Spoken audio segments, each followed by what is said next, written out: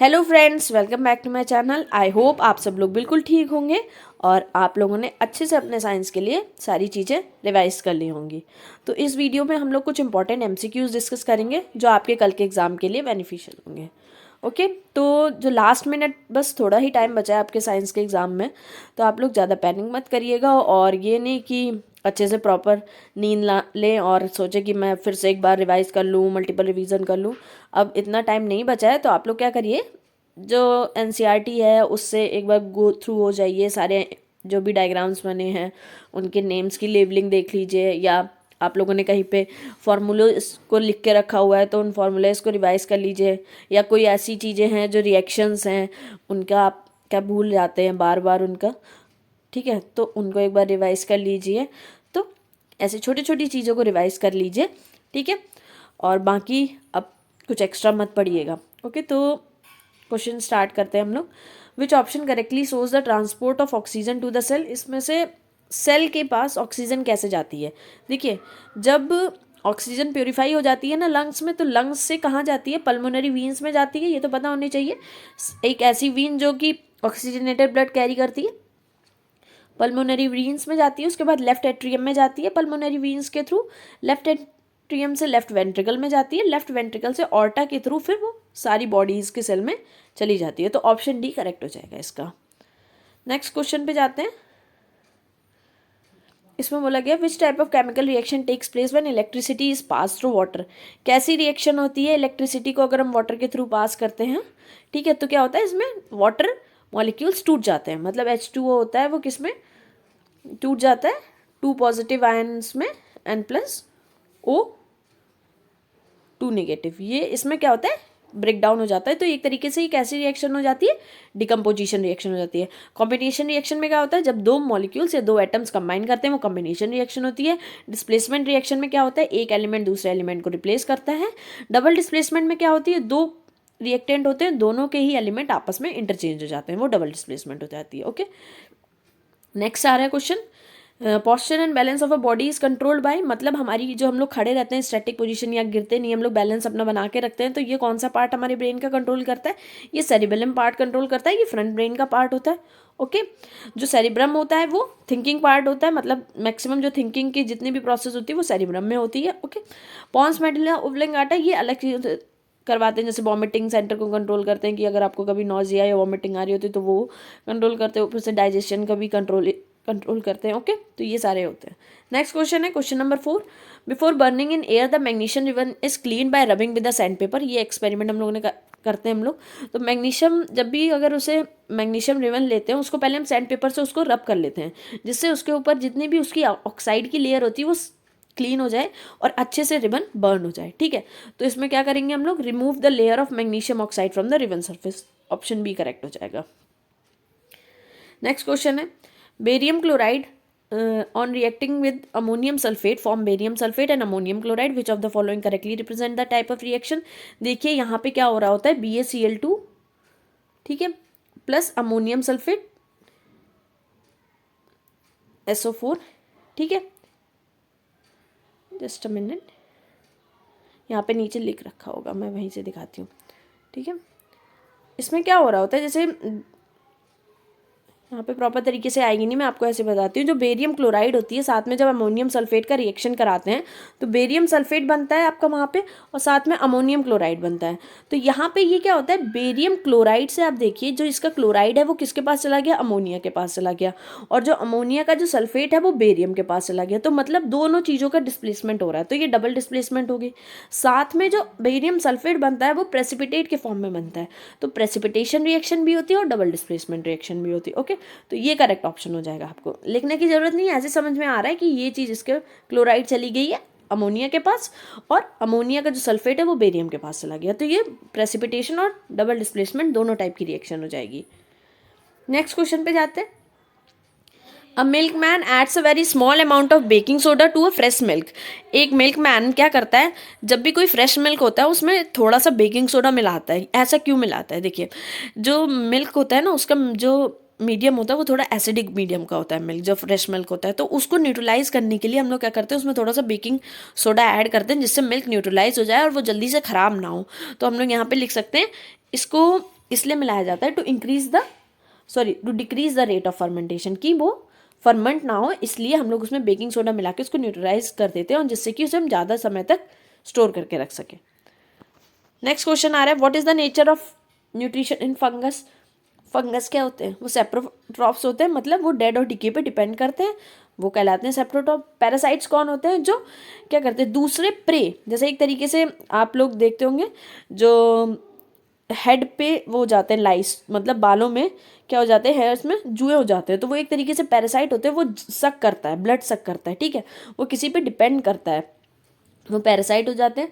Autotrophs कौन होते हैं, जो अपना फूड खुद से प्रिपेयर करते हैं, जैसे कि प्लांट्स। ओके, नेक्स्ट क्वेश्चन पे जाते हैं, which conducting tissue is responsible for multi directional transport of plant.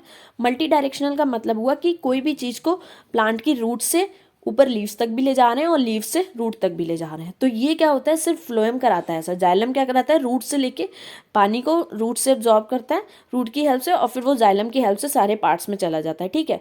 पानी लीव्स से रूट्स में नहीं आता है, रूट टू लीव जाता है, बट जो फ्लोएम होता है वो लीव्स क्या करती हैं, फूड को इस फॉर्मेशन करती हैं और रूट्स तक पहुंचाती हैं, खाने को सभी पार्ट्स तक पहुंचाती हैं। बट कभी कभी क्या होता है कि जो फूड होता है वो रूट्स में या अदर पार्ट्स में स्टोर हो जाता है, तो जब फूड स्टोर हो जाता है और लीव्स उस समय फॉर्मेशन नहीं कर रही होती हैं, सारी लीव सेड ऑफ हो जाती हैं, तो क्या करते हैं कि स्टेम तक या ब्रांचेस तक जो स्टोर्ड फूड होता है वो नीचे से ऊपर तरफ भी जाता है, तो दोनों तरफ डायरेक्शन फ्लो होता है किसका, फूड का, और ये कौन कराता है, ये फ्लोएम करा, ठीक है। तो मल्टी डायरेक्शनल ट्रांसपोर्ट कौन कराएगा, फ्लोएम कराएगा। यूनी डायरेक्शनल आए तो आप लिखिएगा उसमें सिर्फ जाइलम कराएगा। नेक्स्ट है, what is normal systolic and diastolic pressure. Normal systolic pressure होता है 120 mmHg और डायस्टोलिक होता है 80 mmHg, या आप लोग याद रखिएगा, डिटेल में हम लोग हायर क्लासेस में पढ़ेंगे सिस्टोलिक और डायस्टोलिक प्रेशर क्या होता है। Which of the following non metal is liquid at room temperature, सबको पता होगा ब्रोमीन जो होता है वो लिक्विड होता है रूम टेम्परेचर पे, यहाँ पे non metal. Okay, next question है, what is the main function of cerebrum. अभी मैंने बताया सेरिब्रम की मेन फंक्शन क्या होती है, थिंकिंग, और बैलेंसिंग की मैंने आपको ऊपर क्या बताई थी, cerebellum. Okay, highest coordinating centre in the human body is, कौन सबसे ज़्यादा कोऑर्डिनेशन में हेल्प करता है, ब्रेन करता है। किडनी क्या करती है, ब्लड का प्यूरिफिकेशन करती है एक तरीके से। हार्ट क्या करता है, पंपिंग ऑफ ब्लड करता है। स्पाइनल कॉर्ड क्या करती है, हमारे रिफ्लेक्स एक्शंस को कंट्रोल करती है।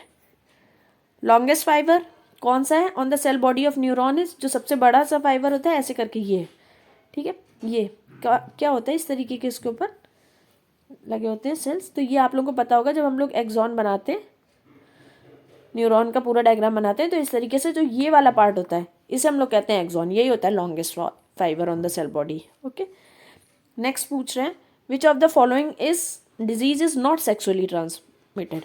देखो, सिफिलिस भी होती है, गोनेरिया भी होती है, HIV एड्स भी होता है, ये तीनों कैसी डिजीज़ हैं, STDs हैं, सेक्सुअली ट्रांसमिटेड डिजीज़ हैं, बट हेपेटाइटिस नहीं है, ये लीवर की डिजीज़ है, ठीक है। ओके, नेक्स्ट है, the blue appearance of the sky is due to, जो स्काई है वो ब्लू कलर की क्यों चमकती है, ये मैंने आपको पढ़ाया है, बहुत से क्वेश्चंस करें। ये स्कैटरिंग ऑफ लाइट होता है, छोटे जो पार्टिकल्स प्रेजेंट होते हैं वो जब सन की रेजेस से टकराती हैं, तो जिस अकॉर्डिंग वेव लेंथ होती है उस अकॉर्डिंग लाइट की स्कैटरिंग होती है। जो ब्लू कलर होती है उसकी वेवलेंथ सबसे कम होती है, इसलिए वो सबसे ज़्यादा स्कैटर करती है, और इसीलिए हम लोग को स्काई जो होती है वो ब्लू कलर की भी नज़र आती है। ब्लू कलर सबसे ज़्यादा स्कैटर करता है, तो ये फिनोमेना होता है स्कैटरिंग ऑफ लाइट का।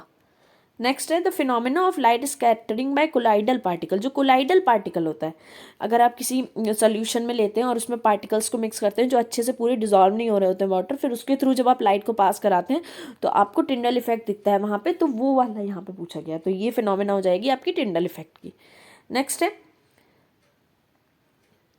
sunlight is passed through a transparent medium having very fine particle. These particles scatter light. Which among the given components of the light undergoes more scattering? अभी मैंने बताया ये सनलाइट पास करी जा रही है ट्रांसपेरेंट मीडियम से, उसमें छोटे छोटे पार्टिकल्स हैं, तो कौन सी लाइट सबसे ज़्यादा स्कैटर करती है, ब्लू लाइट सबसे ज़्यादा स्कैटर करती है, रेड लाइट सबसे कम करती है। ओके,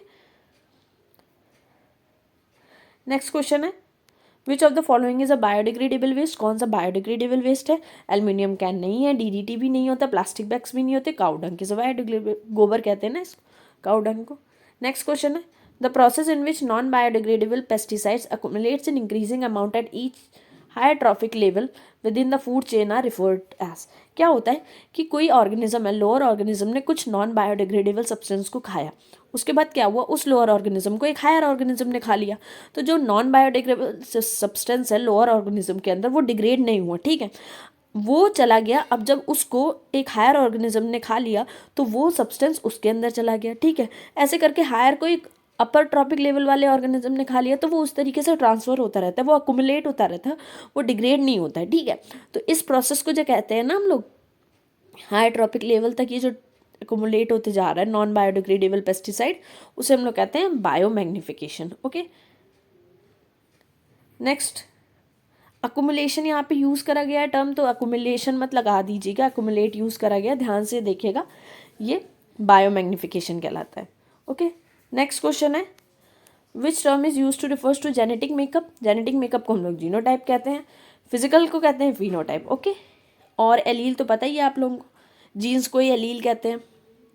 नेक्स्ट क्वेश्चन है what should be the core of electromagnetic. Electromagnet कैसा होना चाहिए, उसका जो इनर पार्ट है वो कोर किस तरीके की होनी चाहिए, वो सॉफ्ट आयरन की बनी हुई होनी चाहिए। ओके, ये छोटी छोटी इंपॉर्टेंट क्वेश्चंस हैं जो आपके लास्ट मोमेंट पे आप लोग मिस कर सकते थे।